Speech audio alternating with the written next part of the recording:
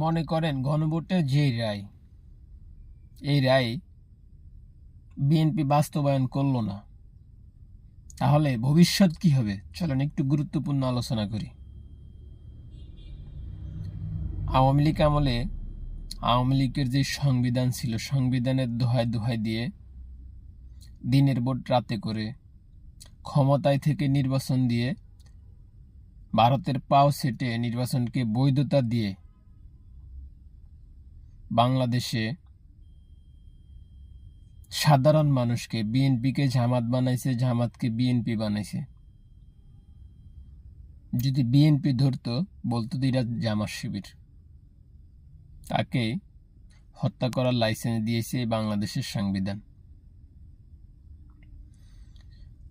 তাহলে বিএনপি তো এখন সংবিধান পরিবর্তন করতে চাচ্ছে না, তাহলে আওয়ামী লীগ আমলের তো সংবিধানটা থাকবে।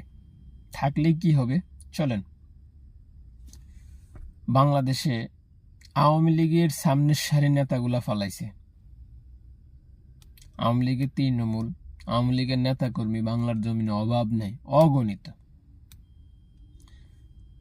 বাংলাদেশের সচিবালয় বা বড় বড় স্থানে এখনো আওয়ামী লীগের লোকজন বসা আছে।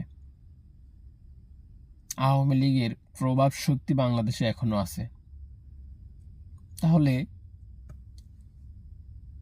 বিএনপি আওয়ামী লীগের মতো ক্ষমতায় থাকার জন্য আওয়ামী লীগের পথ বেছে নিবে।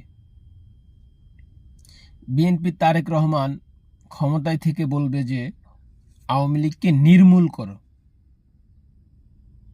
আওয়ামী লীগকে নির্মূল করার জন্য প্রশাসনকে বলবে, বাট বিভিন্ন লোককে বলবে, বাট বিএনপির সামনের সারি নেতাদেরকে বলবে। তো বাংলাদেশে বিএনপির সামনের সারির নেতারা তো আওয়ামী লীগের পাও ছাড়ছে 17 বছর, আবার প্রশাসন আওয়ামী লীগের পাও ছাড়ছে।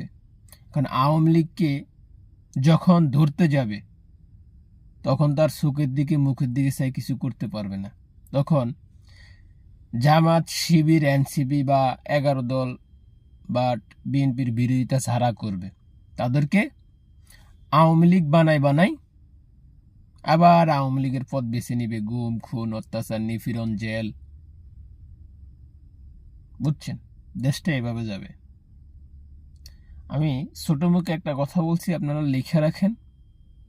দেখবেন যে ধরবে এনসিপি, জামাত, 11 দলের লোক, আর ঘোষণা হবে এটা আওয়ামী লীগের কর্মী। বুঝছেন? এইভাবে দেশ চলবে।